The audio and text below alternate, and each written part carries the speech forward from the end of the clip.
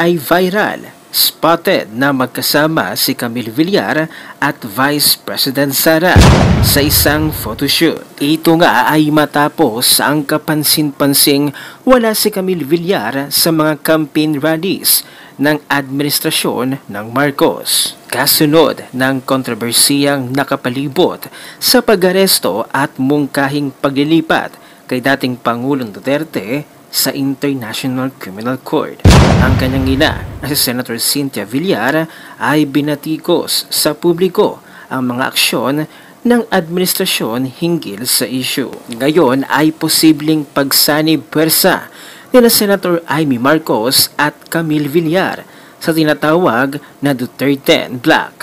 Maaari ba nilang bilugan ito para bumuo ng isang buong slate ng 12?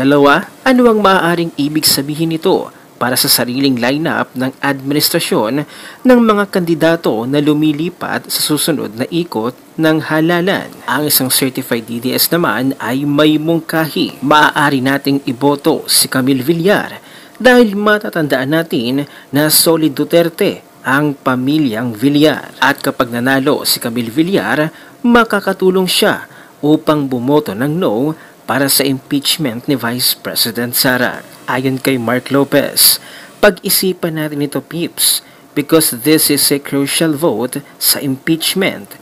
To me, the family's stand on former Pierre RD and Vice President Sara is a major consideration. Camille Villar is key.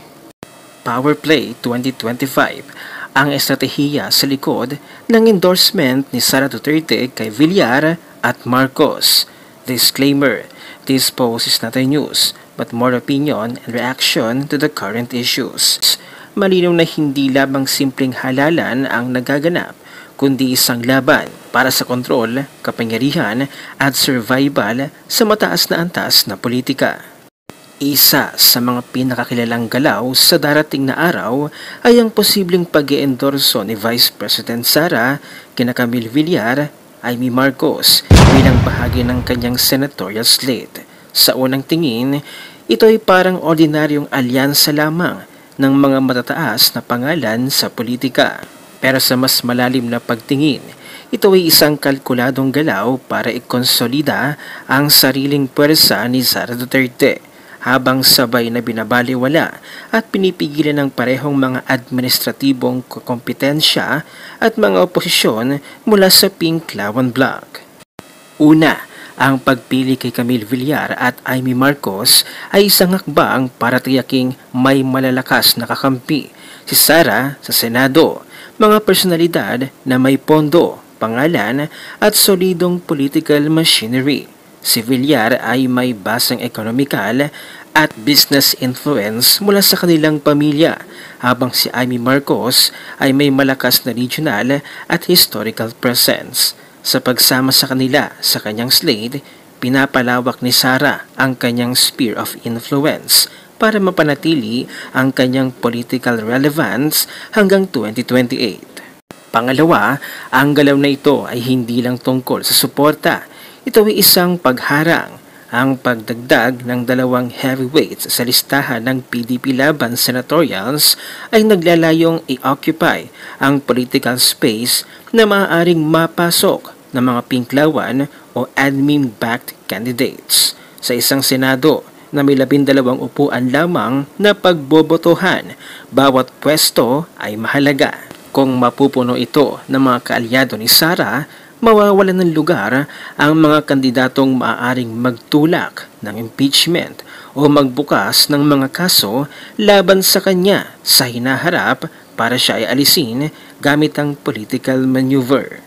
Sa madaling sabi, ang Villar-Marcos tandem ay isang political firewall. Pangatlo, ito rin ay isang dagdag senyales ng tuluyang paghiwalay ni Sara mula sa kasalukuyang administrasyon, habang tahimik ang kampo ni Pangulong Marcos Jr. sa mga usaping impeachment.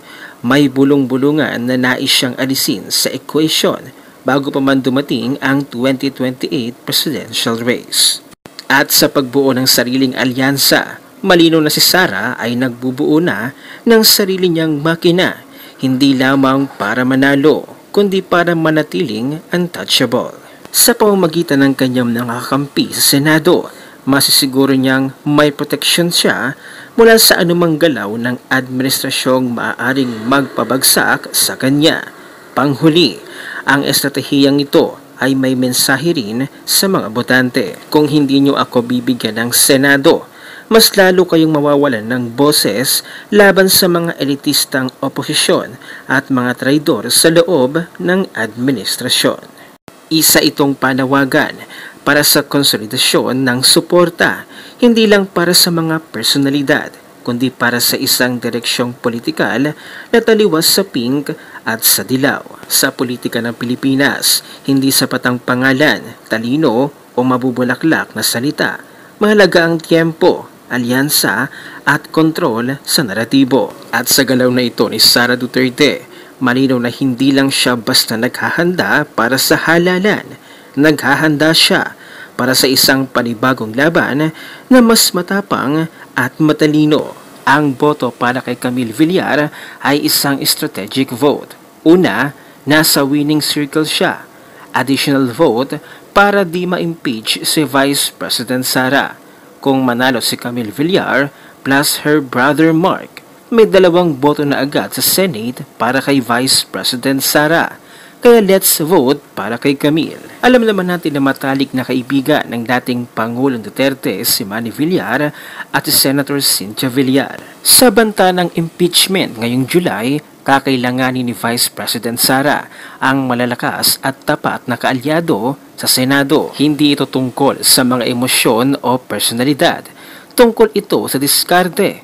Diretso ang pagboto para sa Duterte para proteksyonan siya at kinukumpleto ito kasama sina Senator Amy Marcos at Camille Villar na nagpakita ng pagkakahanay sa mga Duterte. Kaya't kung gusto nating makaligtas si Vice President Sara sa darating na impeachment, kailangan nating maging madiskarte sa ating mga boto. Ito ay hindi lamang tungkol sa kung sino ang gusto natin. Ito ay tungkol sa kung sino ang tunay na babalik sa kanya kapag ito ay mahalaga. Hindi ito ang oras para bumoto batay sa mga personal na paborito o damdamin.